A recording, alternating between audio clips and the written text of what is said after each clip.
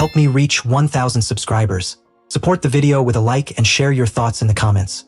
I read every single one. Thank you. I never imagined that a sentence spoken in anger could erase someone from your life. And yet, one careless remark did exactly that. My name is Emily, and until last winter, I believed my marriage was solid. Maybe a little worn, but still standing. Mark and I had been together for 12 years, married for 9. He was quiet, reliable, the type of man who fixed broken things instead of talking about emotions. I used to say that steadiness was what I loved most about him. Somewhere along the way, I began to resent it. The night everything changed was painfully ordinary. Bills spread across the table, dishes drying in the rack, the television murmuring in the background. Mark came home late from the garage, grease under his nails, shoulders heavy with exhaustion. He mentioned that his supervisor had laughed at him in front of the crew. I barely lifted my eyes from my phone. I was tired of carrying conversations, tired of what I told myself was his passivity. When he sighed and said he felt invisible at work, something sharp rose up inside me. I told him he needed to stand up for himself. He said he had tried. I laughed, a short, harsh sound, and said maybe he just wasn't man enough to command respect. The words hit harder than I expected, but I didn't stop. I said he lacked backbone, ambition, presence. I said other husbands didn't let themselves get treated like doormats. I said things that can't be taken back. Mark didn't yell.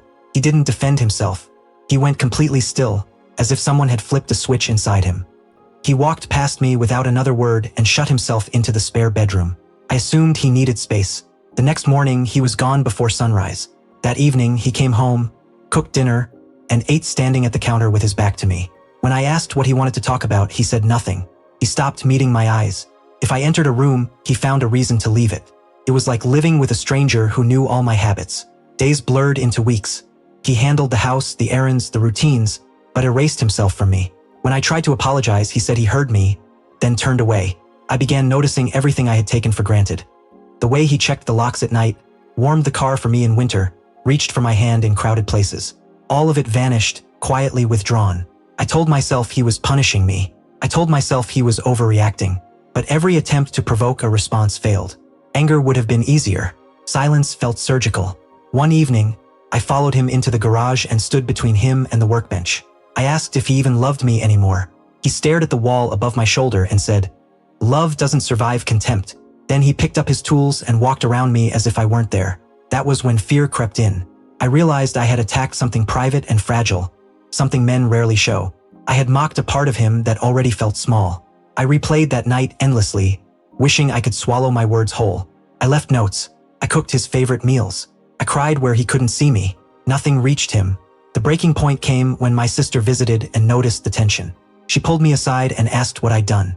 When I told her, she went quiet. Then she said, "Men can forgive many things, but humiliation cuts deeper than anger." That night, I found an envelope on the kitchen table with my name written on it. Inside was a single page in Mark's careful handwriting. He said he wasn't leaving yet, but he was done being seen through my eyes. He needed distance to remember who he was without my voice living in his head.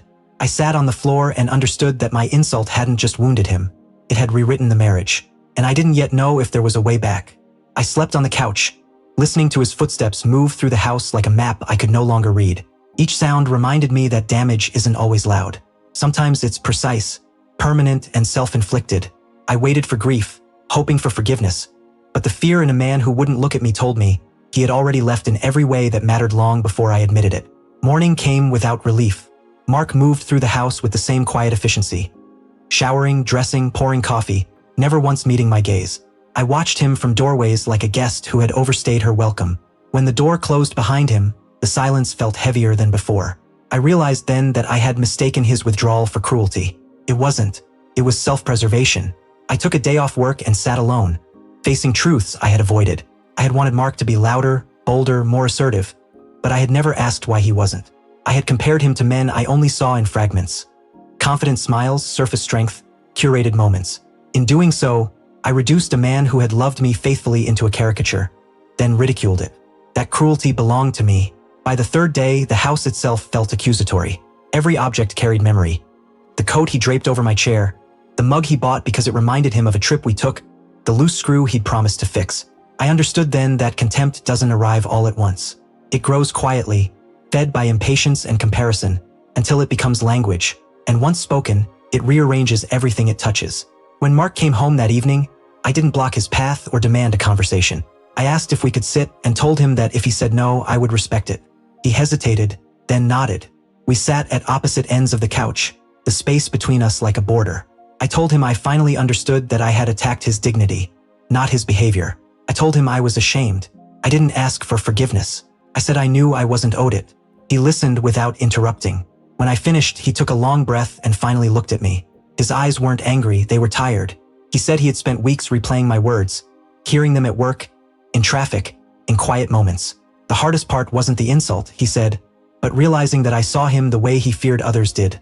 Small, replaceable. Something inside him had closed to protect what little self-respect he had left. I asked what he wanted. He said he needed to rebuild himself before rebuilding us. He needed therapy, space, time, and honesty, even when it was uncomfortable. If we continued, he said, it would be slower, quieter, and on different terms. I agreed, knowing agreement didn't guarantee survival. The weeks that followed were humbling. Mark began counseling. He spoke more there than he ever had with me. I learned to listen without correcting, without reshaping his feelings into something easier for me to accept. Some nights he slept beside me. Some nights he didn't. I stopped measuring progress in affection and started measuring it in trust. Months later, we attended a small gathering. Someone made a joke at Mark's expense. Before I could react, he shut it down calmly. No anger, no bravado, just presence.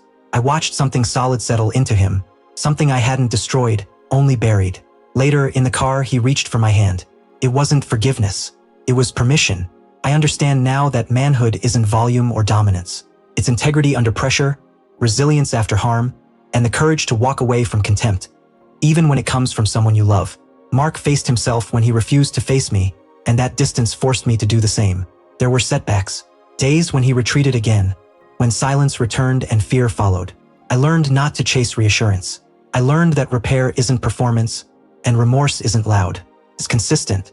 It shows up quietly every day without demanding applause. That lesson changed me more than any apology ever could. Growth doesn't erase harm, but it can build something stronger in its place. I hold that truth now, knowing love survives only where respect is protected, and that protection begins with restraint, humility, and the willingness to confront yourself before demanding anything from another.